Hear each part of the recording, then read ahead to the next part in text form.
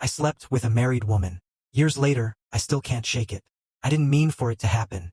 Honestly, I didn't even see it coming. But that night, it changed everything. I was at one of the lowest points in my life, and I didn't know how to get out of the hole I was digging myself into. Heartbroken, devastated, broken. All because of Mickey. She's the girl who tore me apart, and I was still trying to piece myself back together when Jay, someone from work, reached out. Jay and I were acquaintances, nothing more. She'd been from a different department, and we had some light conversations when I worked in her area. I didn't think anything of it. But when she messaged me a few days after I switched departments, I couldn't ignore it. "Hey, I miss working with you. Want to grab a drink sometime?" It wasn't the message I was expecting, but maybe it was the one I needed. I had a million things going through my head, and honestly, I just needed someone to talk to. So I agreed. We met at a bar I had never been to before, and I wasn't sure what to expect. The first few moments were awkward. Neither of us was sure what to say. We gave a weird half-hug when we met and then just sat at the bar staring at our drinks. But it didn't take long for her to ask me what was going on. I think she knew. She was too good at reading people. So I opened up. I told her everything. About Mickey, the heartbreak, how badly I was feeling. Jay listened. She didn't try to fix me or tell me everything would be okay. She just listened. And for the first time in days, I felt like someone truly understood. The more we drank, the easier it got to talk. The sadness and anger I'd been holding on to for so long started to fade away. But I wasn't thinking clearly. I wasn't paying attention to the fact that she had been inching closer to me with every passing minute. And then, before I even realized what was happening, our lips crashed together. It felt like a spark igniting. Something I hadn't felt in so long. She kissed me and I kissed her back. I wasn't thinking about the consequences. I wasn't thinking about her being married. I wasn't thinking about anything but the way she made me feel. But then I pulled back. Reality hit. "Wait, you're married?" I asked, feeling my heart drop. She nodded. The weight of it hit me like a ton of bricks. She was married. And yet, here we were, kissing in the middle of a bar like it was the most natural thing in the world. She started explaining her situation. Her marriage was a mess. The kind of mess you wouldn't wish on anyone. There were police visits, screaming matches, the whole 9 yards. She stayed because her husband threatened to take their daughter away if she left. I couldn't believe what I was hearing.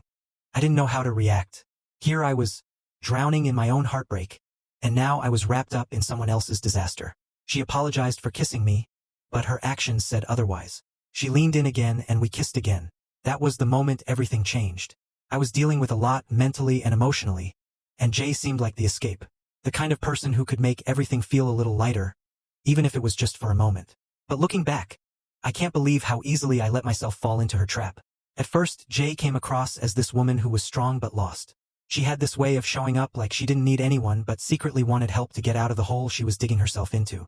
And it wasn't until she dropped the bomb on me that I realized how deep she'd already gone into the lies she'd spun for herself. And for me, she started talking about her marriage. It was messy. She complained about her husband, how he was distant, how things between them weren't working. The more she spoke, the more I felt like I understood her, like I was the one who really got her. We were both stuck, right?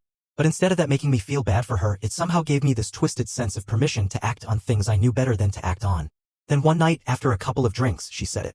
"I don't love him anymore," she whispered, the kind of vulnerable confession that should have had alarm bells ringing in my head. She said it so softly, like she was trying to make me feel like the good guy for just listening. But the more she said, the more it felt like this was all just part of the act. Like she needed to hear herself say it to make it real. At first, I didn't really know what to do with that information. I wasn't thinking clearly, hell, I was barely thinking at all. The truth is, I was already in too deep, and it was easy to ignore the red flags flashing in front of me. I didn't question her marriage at all, didn't stop to think about the consequences. I should have been thinking about what it meant to step into her world, knowing full well it was a mess. But all I could focus on was how good it felt to be someone she leaned on. To be needed. A few days after that first night, I couldn't stop thinking about Jay. My mind was a mess of confusion and guilt, but also excitement. It felt like I was on a secret high, and there was no coming down from it. Every text she sent made my heart race. Every call was a shot of adrenaline. But I knew, deep down, this wasn't something that could end well. Still, I kept going back for more. We started texting and calling more often. It wasn't just about work anymore, it was about everything else. She would reach out when she was stressed, when things were rough at home, and I was always there to listen. But the more I listened, the more I realized I was getting pulled deeper into her world. It was a mess of hurt, anger, and guilt that she carried with her, and somehow I became her emotional crutch. I remember the first time we hung out again after the first night. It was like everything had changed, but nothing had changed at all. She was the same Jay I'd known before, but now I couldn't look at her the same way. There was something different in the way she looked at me, something in her touch that made my heart skip. It felt wrong but right at the same time.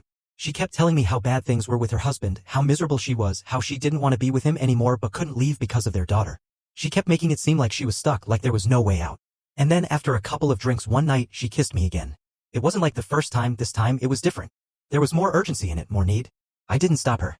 In fact, I kissed her back, harder this time. It was like I couldn't help myself, like I was falling into a trap I'd set up for myself. We started making out right there in her living room, her hands everywhere. I couldn't even remember how we ended up in her bed, but suddenly we were there, and it felt like the world had stopped spinning. We had sex that night. And the next morning. I wasn't thinking about consequences, I wasn't thinking about anything. I just knew that I was in too deep and I couldn't get out. When I left that morning, I felt like I was floating. But it wasn't a good kind of floating. It was a hollow kind of floating. Like I had done something that would eat me alive eventually. I tried to tell myself it didn't matter. I tried to convince myself it was just a mistake. But Jay didn't see it that way. She wasn't ready to let go of the situation. After that second night, something shifted in me. It wasn't like I suddenly became this heartless guy who didn't care. No, I cared too much. That was the problem. I started feeling sick about everything. About what we were doing. About her husband. About her kid. About the fact that I was becoming someone I didn't recognize in the mirror. Jay didn't help with that. She kept texting like nothing had changed. Like we were just two people caught in a whirlwind of emotions. She kept saying things like, I feel more alive with you than I have in years and I wish things were different. And every time she said that, it chipped away at my resolve. Because I wanted to believe it. I wanted to believe I was special to her. That this wasn't just some chaotic detour from her miserable marriage. But deep down, I knew it was. One night, I was hanging out with some friends when she texted me. He knows something's up. I think he went through my phone. My heart stopped. I had this image of her husband confronting her, yelling, fighting God knows what else. And worse? I pictured him knowing my name. My face. My number. I froze. I told her not to say anything. That it would blow over. She replied with a sad face emoji and I don't know what I'm doing anymore. Neither did I. The worst part? I started lying to everyone. My friends. My family. I told them I was just working late or that I was helping a coworker out. My best friend, who's basically like a brother, started to suspect something and I brushed it off with half-assed excuses. I wasn't proud of any of it, but I was in so deep I didn't know how to stop. There was this one night I'll never forget. We were supposed to hang out. Jay said her husband would be out with friends and she had the house to herself. I showed up, but when I got there, she was crying. Like really crying. Her eyes were swollen, mascara smeared. She said he had taken their daughter and left earlier that day after a fight and he still hadn't come back. I didn't know what to do, so I held her. We sat in her dark kitchen while she cried into my shirt. And in that moment I realized something that scared me more than anything else. I was starting to fall for her. Not just the sex. Not just the thrill. I was falling for someone who was married, broken, and dangerously unavailable. That was the night I should have walked away. But I didn't. Instead, I stayed. I stayed and we slept together again. I hated myself the next morning. I don't know if it was karma or just inevitability, but the fallout came fast and brutal. It started with a missed call. Actually, 10 missed calls. From Jay. I was at work, trying to pretend like my life was normal when I stepped out to check my phone. I called her back, and she answered in a hushed panic like she couldn't breathe. He found the texts. Everything. He knows. My stomach dropped. I asked where she was. She said she was locked in the bathroom, he was downstairs screaming, and she didn't know what to do. I told her to call the cops if she felt unsafe. That's all I could say. I was freaking out too. And then I got my call. An unknown number. I picked it up. You think you can FK another man's wife and walk away? It was him.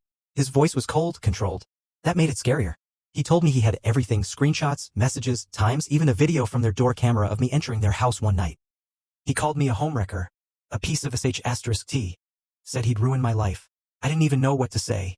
I just stood there, mute, sweating through my shirt. He hung up. The next few days were chaos. Jay stopped responding.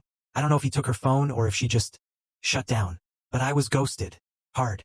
Then the ripple effects hit. My boss called me into his office.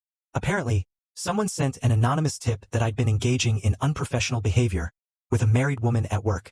HR got involved. Nothing concrete came out of it, but I was warned. And everyone at work, they knew, or they guessed. You could feel it. The stares. The whispers. Like I had a scarlet letter tattooed on my forehead. My best friend found out too. I guess someone messaged him, or maybe Jay's husband did. He was disgusted. Said he couldn't believe I'd betray someone like that. Even if it wasn't his marriage being wrecked. He didn't want to talk anymore. And honestly, I didn't blame him. Jay never reached out again. Not to explain. Not to apologize. Not to say goodbye. She vanished. And I was left with a phone full of memories. A heart full of guilt. And a life that suddenly felt a lot smaller. I don't know if they stayed together. I don't even know if she's okay. All I know is I lost more than I ever imagined. For something that felt right in the moment, but was built on lies from the start. It's been months now. Long enough that the texts are buried under hundreds of new ones, long enough that I don't instinctively look for her name every time my phone buzzes. But not long enough that I've forgotten her voice.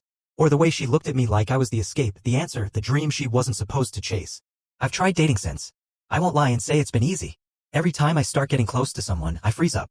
There's always this part of me that's bracing for impact, like maybe they're lying to someone too. Or maybe I am. Even when I'm not. I've tried talking to a therapist. Once. I didn't know what to say that wouldn't make me sound like a villain or an idiot. So I stopped going. Figured I deserved to sit in the mess I made. Sometimes I scroll through her old photos. Stupid selfies in her car. A blurry shot of her smiling over coffee. One time she drew a little heart on a napkin and wrote, "I wish things were different." I keep that napkin. I still don't know if what we had was real or just a beautiful lie we both needed. Maybe both.